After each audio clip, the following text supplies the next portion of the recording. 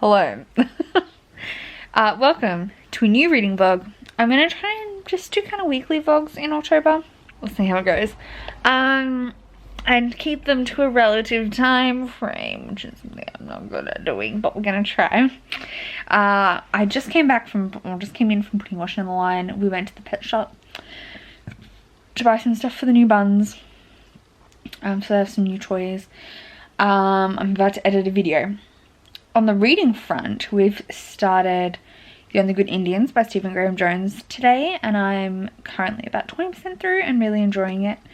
I'm chilling out on audiobooks this month. I'm not like pushing myself to read fast, which I was last month on audiobook. I don't think that's sustainable this month, so we're not doing that, but so I'm not pushing to like finish it or get really far through it today. I'm just gonna listen when I can and go with it. But I'm enjoying it so far. Really fun.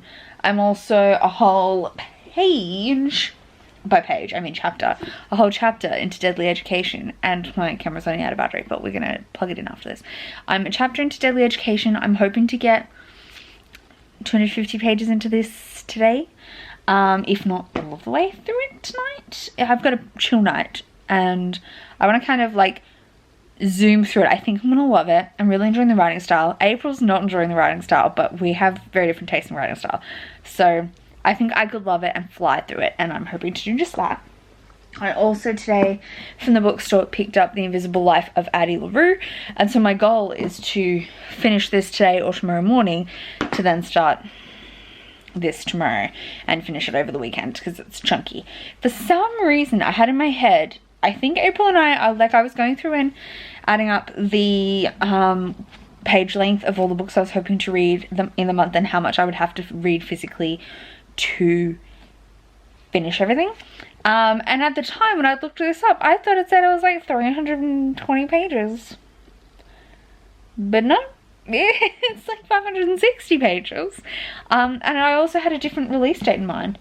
But so yeah, I picked it up. It came out today.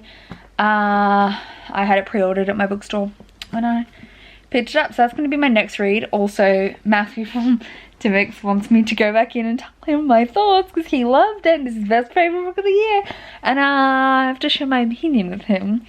And so I want to have it done before my next pre-order, which should be the Once and Future Witches, before that comes in, so that like I have something to talk about when I go in. So he also wants to read this, so I'll be able to recommend him this as well when I'm talking to him next. But yeah, so that's my plan, to slam through those two, and then I'm gonna go read some backlist titles that are on my TBR. Yeah, that is the plan. But for now, I'm gonna edit some videos and then work on Deadly Education, and I'll come back to you when I have more solid thoughts on that or Only Good Indians, because my only thoughts so far on both of them are enjoyable. Welcome. I last night had my camera on the charger, so I honestly entirely forgot to update, but I am more than halfway through Deadly Education. I'm really enjoying it so far. I was kind of expecting it to slow down a little, considering April really struggled, but I honestly think she just struggled with the writing style, and I love the writing style. So I had a great time. I just decided I needed an early night because I've been doing a little late nights, so I didn't push myself to keep reading. So I'm 180 pages in.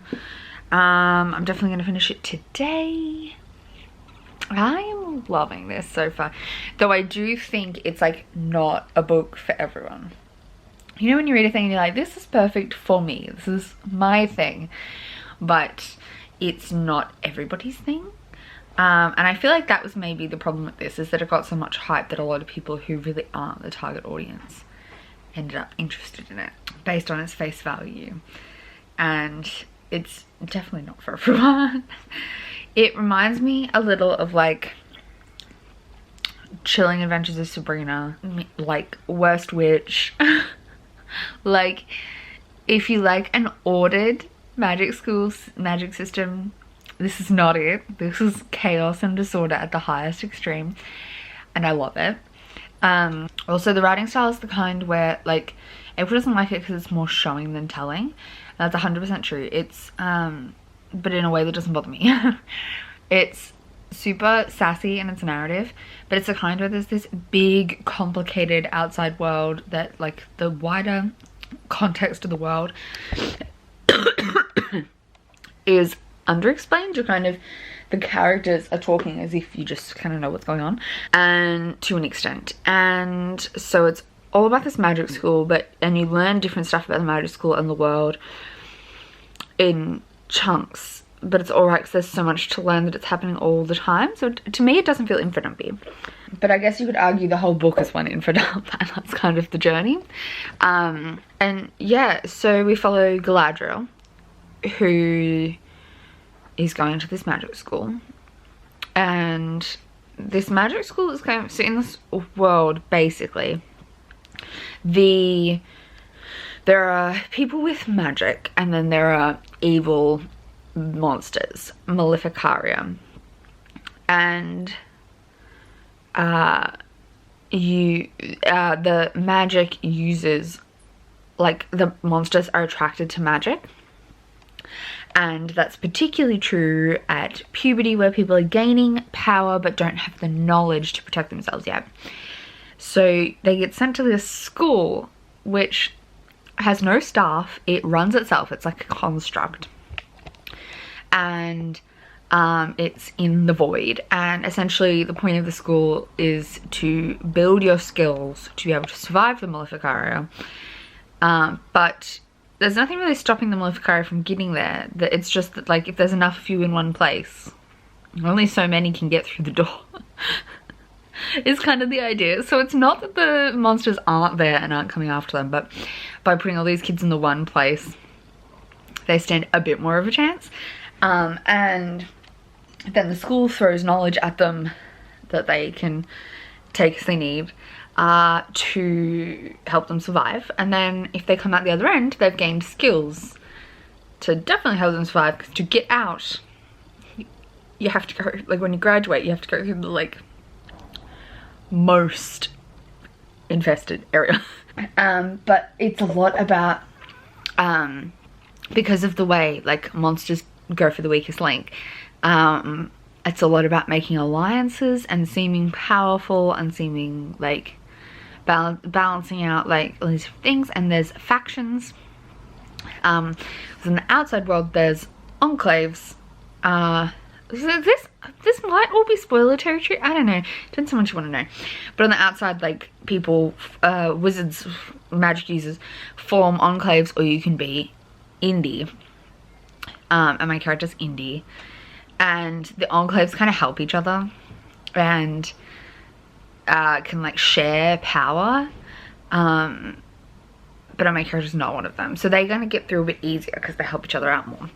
But it's a lot about political motivations and maneuverings, but on, like, a high school setting. It's like a giant cafeteria drama in the context of getting eaten by monsters and learning magic. So I am loving it. I am having a great time, so I'm gonna keep reading. I need to sit up, but I'm too cozy. So I finished Deadly Education just before, and I gave it 5 stars. I loved it to pieces. I understand why people wouldn't like it. I think it's one of those books that, like, has an audience, but it's not for everyone in the slightest. And I think that's kind of true of all Naomi Novik's work. Like, she's kind of held up as, like, this, like, beautiful writer, but, like, I think they're very different, and they're not for everyone, and they're not trying to be. So, like, I love Spinning Silver. Actually, no, I love Uprooted. I enjoyed Spinning Silver, but I didn't love it. And I absolutely fucking love this more than I love Uprooted. But I DNF'd Temeraire, which was her debut. I, like, had zero interest, couldn't get into it. Like, I tried it, and I just couldn't get invested. And it just wasn't for me. It was too historical for me, and it just was too dry and didn't work. But Deadly Education, on the other hand, is my exact kind of thing. I feel like if you like, I don't know, it's hard to describe because like April doesn't like it because it's too much exposition, showing, not telling, and that's like doesn't work for her in terms of writing style, but that doesn't bother me in the slightest. To me, it kind of reminds me of the narration in Nevernight if it wasn't so obviously written by a white man, and so pretentious. It's a little bit pretentious in like, it's not pretentious, it's haughty maybe. Like the main character is way OP'd and she knows it, but she, like, I think I mentioned this already, but essentially everyone kind of has like a affinity in magic, which is a common idea.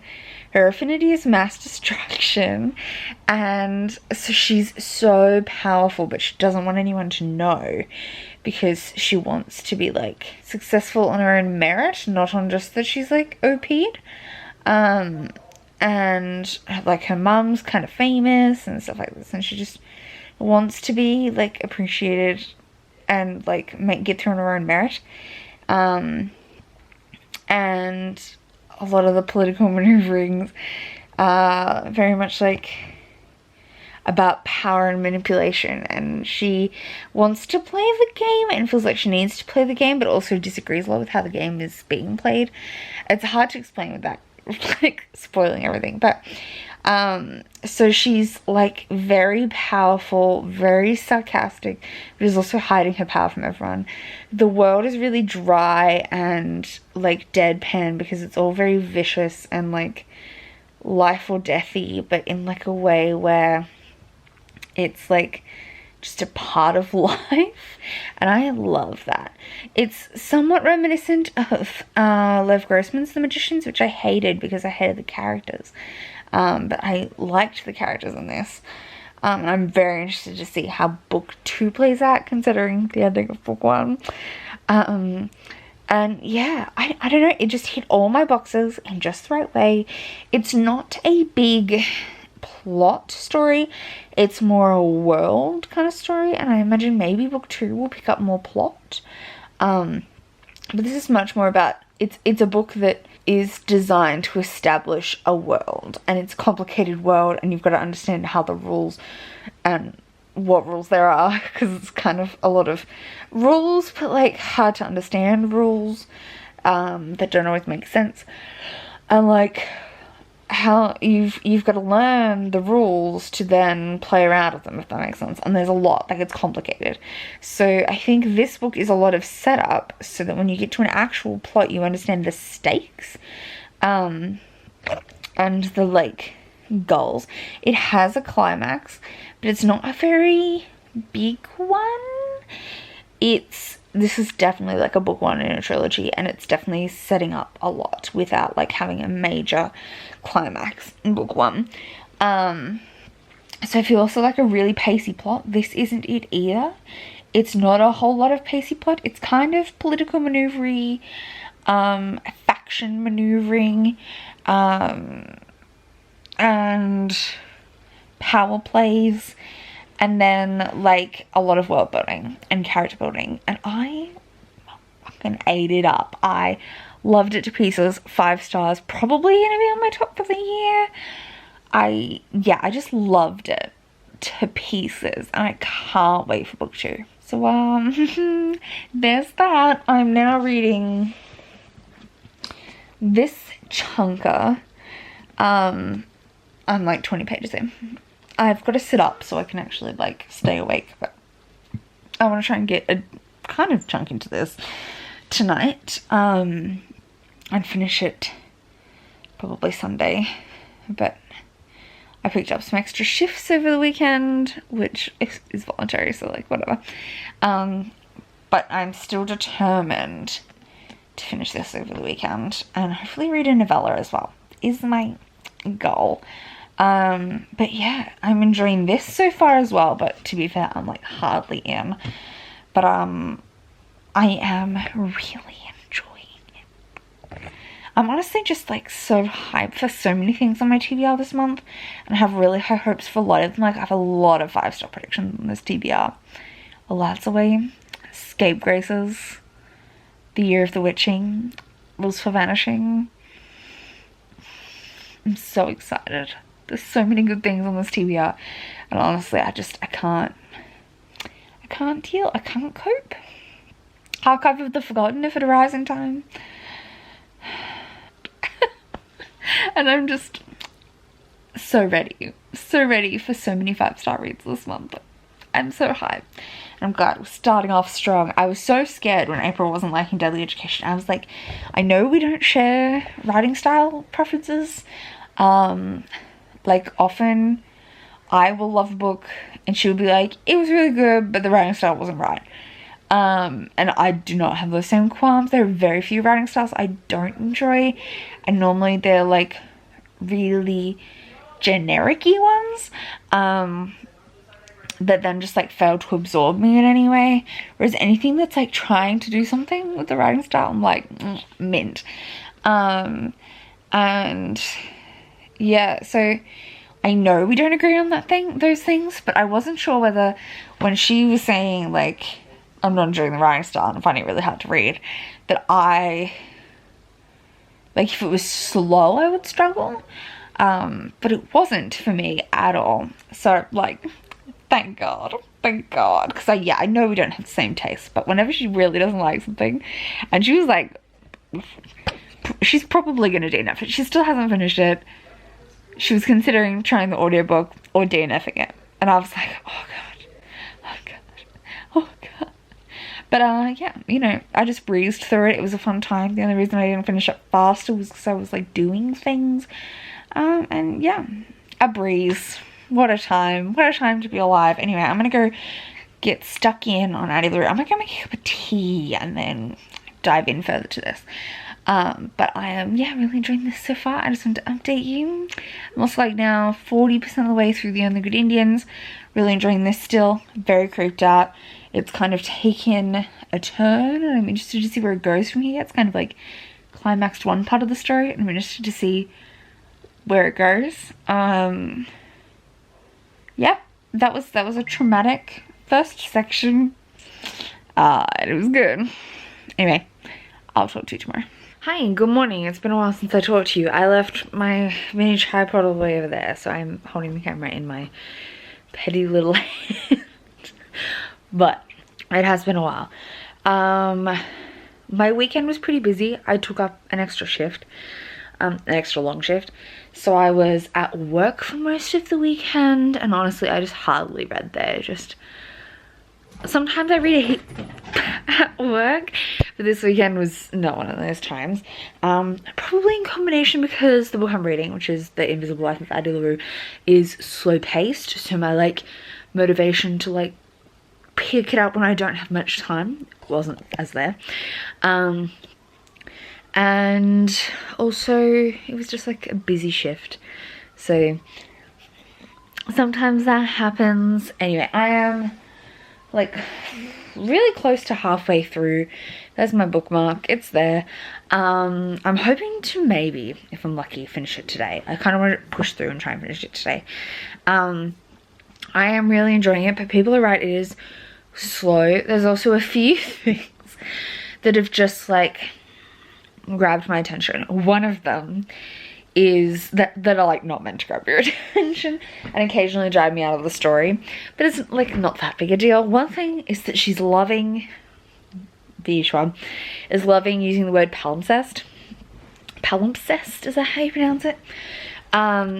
Which makes sense for the story, but you know when you know like that was their word, this book, that like to them represented the story, so they drop it all the time without even meaning to. Palimpsest. And also, so the basic premise, if you didn't know, is that Addie LaRue makes a deal with a god of the night, devil kind of creature, to be able to live her life free, because she's living in 17th century France in a tiny village, and everything's like laid out for her that she should be Catholic and marry in the town someone she doesn't give a shit about, and have kids, grow old and die. And she doesn't want that. She wants to live a fun, vibrant life. So to escape this marriage that she feels is like a big dead end and her whole life is over, she makes a deal with the devil to live a life free. And he gives her immortality, but literally no one will remember her. So as soon as she's out of someone's sight line, they forget she existed at all.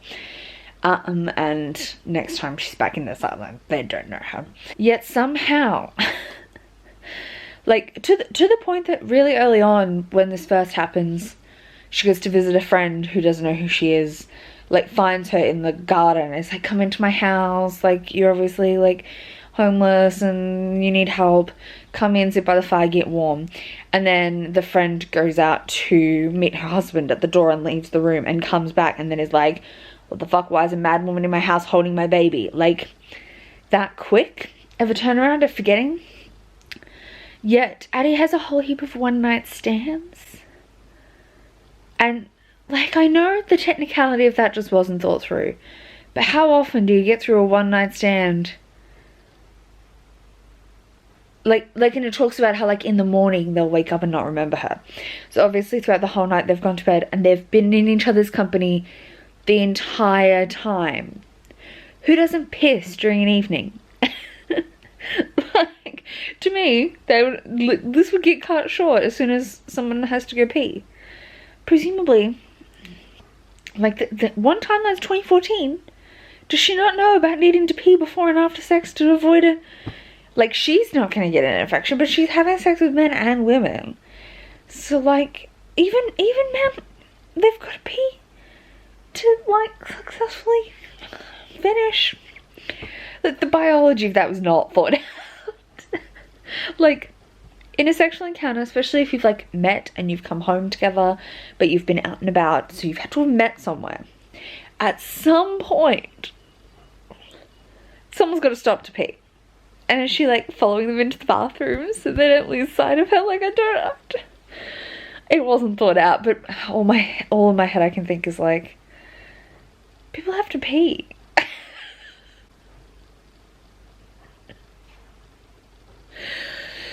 Anyway, I am going to have a bit more of a read. I'm in a work session today, but it's pretty chill.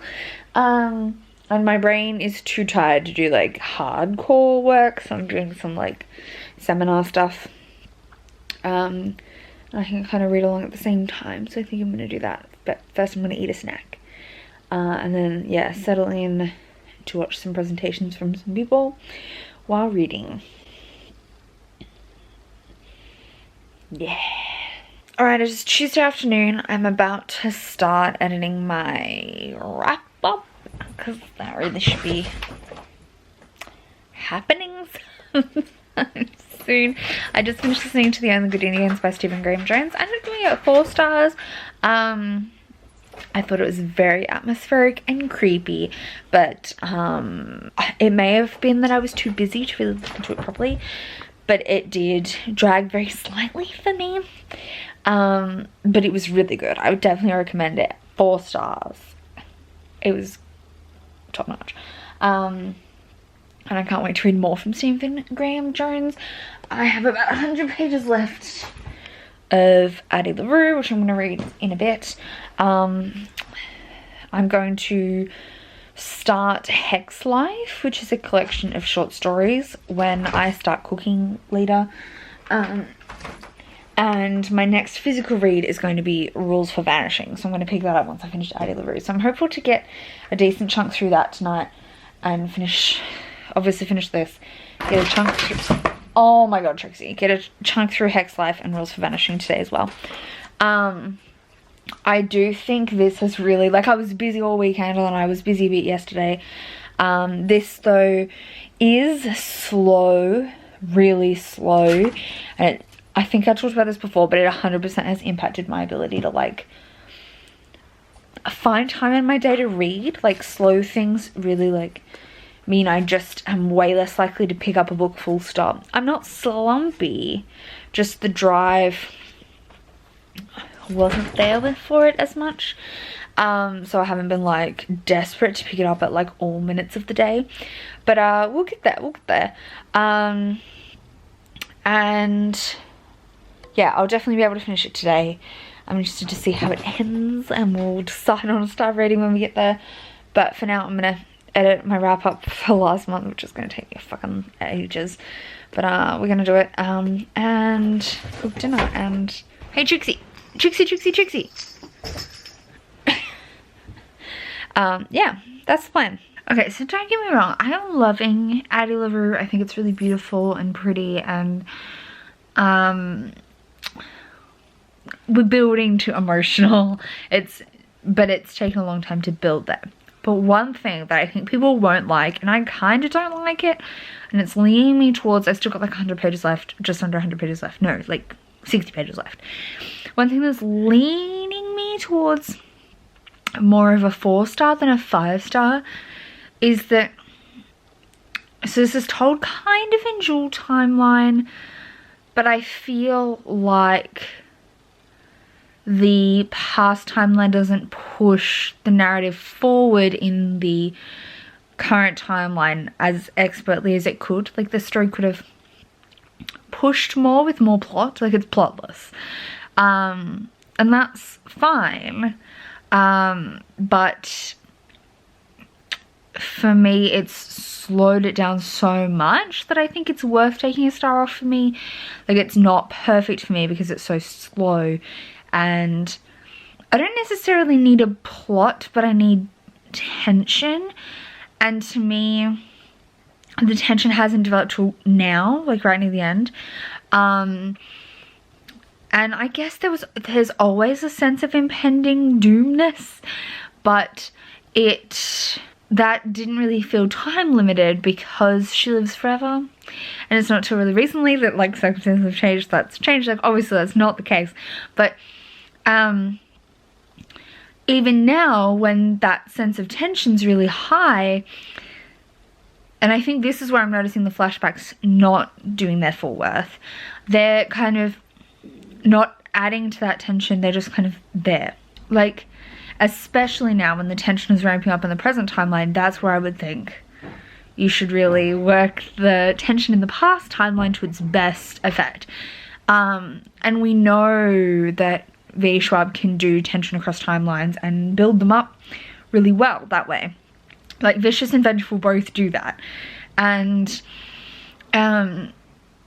like she knows how to do that.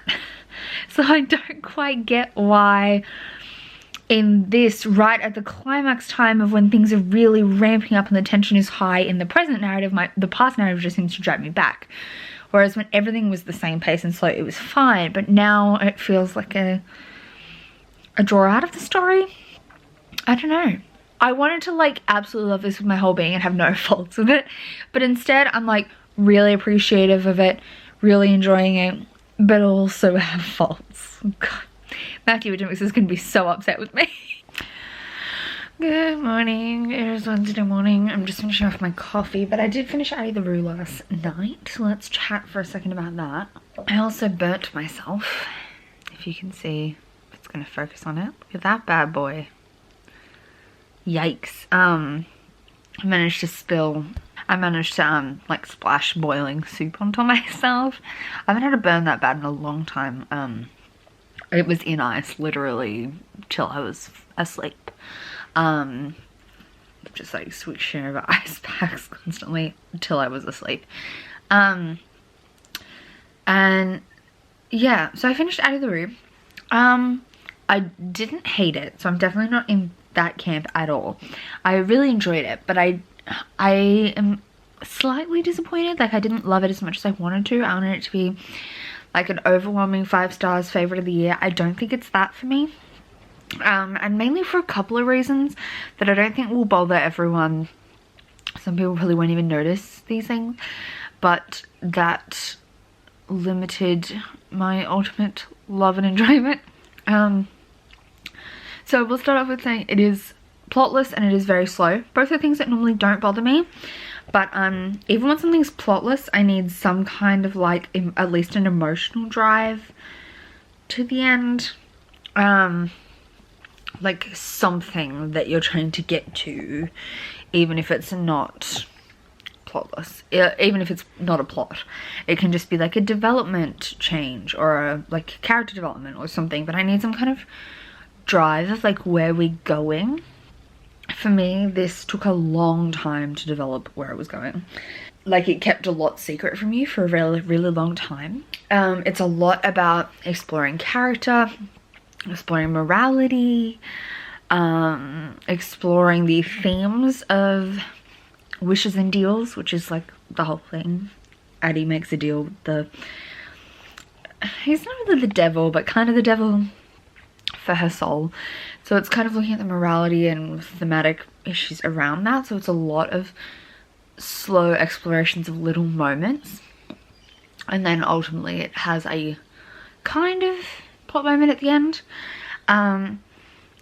I enjoyed my time as I was reading, but it was simultaneously, like, it was slow but it wasn't dense, which is kind of hard to describe, but I think it was the lack of drive that made it slow, so that whenever I was putting it down, there wasn't as much of a drive for me to pick it back up, and I did happen to be busy over the time that I was reading it, so then I had to make time to read it, and yeah, it was, I didn't have enough drive for me to keep, like, pushing through it. But the actual prose is very easy to read. Flows really easily. When I was actually reading, I got through pages fast. It was just hard to pick it up for me. And then ultimately, I was hoping a good ending where I really felt an emotional connection would have tipped it up to 5 stars. And it probably would have, but I didn't really get that. I think the slowness kept me at a distance from the characters, and I felt like I cared about them, but at a disconnect. I didn't feel like deeply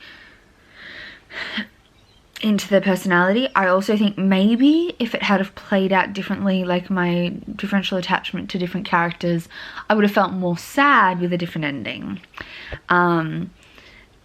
So yeah, I think it's a beautiful ending plot-wise, like full circle wise, and actually like where it's trying to go in themes and things, but for emotional aspect, it was not the best ending for me. It didn't like hit me emotionally as much as I wanted it to. I wanted to be sobbing, and I was just like, oh, that's good. Like, yeah, so it's probably a combination of disconnect from the slowness and the choice of the ending. But yeah, it just didn't rip my soul out like I wanted. If you're scared about completely getting your soul ripped out, I'd say don't be. Like, it's sad, but in like a bittersweet way. Yeah, and I just did not get the emotional impact from this that I was hoping for. So 4 stars. I did really enjoy it. It's probably almost a 4.5. I just wish it had had that emotional connection to really like get me in the feels, which, you know, it's not gonna land every time. And yeah, there are a few things that would have made it more, like I can pinpoint, that would have made it more emotional for me, but those wouldn't be universal either. So some people definitely are gonna love this, especially if you're really good at, like, you always find yourself in character shoes. To me, I think I didn't relate to Addie enough. I couldn't feel her emotions enough. So then the ultimate pain and sadness went her way. I connected more to Henry, who's the love interest. And I fully got him, like, but then, you know how it ultimately plays out. If you feel more for Addie, I think you'll really get a lot emotionally from the end. But I didn't connect with Addie as well as I connected with Henry. So I think it's just, yeah, like the types of characters they are, the type of person I am. But the actual like concepts and themes and stuff, done really well. Good, but yeah. I just didn't connect to Addie as much as I'd hoped, and it's not that I was not connecting to the book as a whole, because I really connected to Henry, but I really felt stood at a distance from Addie. Probably partially because of her like timelessness, that she does kind of stand apart. But also her original motives for making this deal was not something that resonated with me as deeply as it could have. Like, it didn't feel desperate enough for me. But if you're someone who's been in that kind of situation, you might feel that a lot more. But I just didn't feel the desperation enough. Whereas Henry's situation, I was like, buddy, I get ya, I feel ya. And yeah, so I do recommend it, but be prepared for it to be incredibly slow in pace and gentle, and like a warm hug through most of it. It's not it doesn't have drive. Be prepared to maybe have to push yourself to keep reading. I guess it depends how absorbed you get with Addie. That's probably the other thing. Probably because I wasn't absorbed with Addie and she carries most of the movement of the book.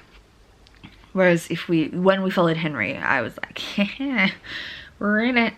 And again, yeah, even Addie stuff I liked. I just was not connected to her as I could have been. So yeah, 4 stars for Addie LaRue for me. But I do think plenty of people will love this. I understand why people hate it as well, because I can see what certain types of readers, like a classic example of a book that's gotten so much praise and marketing that maybe isn't ideal for it. Like, I know a lot of people were like, oh, she's falling in love with the devil. That's not really what happens. If you come in with the wrong expectations, you're not gonna like it. And it's not trying to be for everyone. Like, I know a lot of people need a strong plot. This does not have that. This is just character exploration to the extreme and theme exploration, and arguably has almost no drive. So there's a little bit, but it's very minor. So if you're not into that kind of thing, I would compare it vaguely in that manner to something like The Night Circus. So a lot of people either love or hate The Night Circus because it feels like it doesn't have any drive. Where's it going? Where's it trying to get to? It makes a little more sense than The Night Circus. You don't have the same kind of like magic leap of faith stuff as you need to have for The Night Circus. But I totally get... I would compare it in its like pacing and use of random scenes to build theme, rather than plot. So if you really hated The Night Circus, maybe I would imagine you would really hate this. I liked it. I really enjoyed it, but it was not everything I was hoping it would be, is basically it. I've been ranting for 10 minutes, and it's not even a rant. Anyway, I have just finished my coffee. I'm going to chill out for a little bit before I get dressed and start doing work, and I'm going to read Rules for Vanishing. I did start it last night, but I'm literally only 20 pages in, and I'm going to keep going on that. I'm like 2 stories into Hex Life. Again, enjoying that so far, but between burning myself and everything last night just didn't go smoothly as planned. So we didn't get through as far through things as we originally had talked about, but you know, we're gonna roll with it. Okay, I'll talk to you later. Okay, so I'm doing a mostly dark update because I turned the light off and everything, and then I was like, oh shit, I was gonna update you and wrap up this vlog. I do think I might be in a bit of a very gentle reading slump, by which I mean, like, I think I just burnt out from reading so much last month and doing so much. Like, I'm not just burnt out in my reading, I've also been having a really hard time focusing on work this week. Like, I'm getting stuff done, but it's a drag, and I'm doing a lot of small stuff, not big projects, because I just can't focus on a big project. And yeah, so like I feel like work slumpy as well as like uni work slumpy as well as reading slumpy, so I think it's just a life thing, not a book thing. It's not a book slump, it's not a slump. I've been instead, like, we watched Cats tonight. Jesse hadn't seen it yet, the last year's shitty one. So I watched that with him. I cooked a fancy dinner. I forgot to get my washing out of the washing machine and put it in the dryer, so I'll have to rewash that tomorrow. And what else have I done? Played a lot of Among Us, which is probably a mistake to get into, but hey, it's fun. So I am now 150-ish pages into Rules for Banishing. And I am really enjoying it. It is super creepy, super eerie. It's got big, like, House of Leaves vibes. And I am loving it to pieces. It's like House of Leaves, but with more of a narrative plot. And I'm loving it so far. I was hoping to, like, slim through all of it today. I was like, you know what, I can read 100 pages of a mixed media book in a day. No, Karen, no, you can't. Not when you're in a life slump. But I'm hopeful to, like, I'm not going to, like, tie myself to it, but I would like to finish it tomorrow. I'm also listening to Hex Life, and I listened to another story or so today. I think I listened to 2 stories. But yeah, like, I didn't even listen to many audiobooks. Like, it's been very bizarre. Listen to much audiobooks. And I'm enjoying this as well. It's a collection of witchy short stories. I do kind of wish they got a full cast of narrators rather than the same narrator narrating every story, because it's I'm just finding it on occasion that I have to remind myself which story are we currently listening to when they jump to a different story, which would have just been made really clear if there were different narrators, or even just 2 narrators alternating stories back and forth. I don't know, it's just an idea. Anyway, that's it for this reading vlog. I'll talk to you tomorrow with another reading vlog. Not tomorrow, next week. I'll talk to you next week. God, I'm so tired. I'll talk to you next week. You know what? That's probably what it is. This is a daylight savings induced life slump. We transitioned to daylight savings on the weekend, and it just hasn't been the same since. So you know what? That is 100% my problem.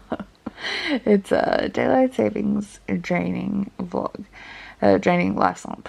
Can't even communicate properly. Anyway, I'm super tired, so I'm gonna go to bed and sleep. And I'll see you next week with another vlog. Bye!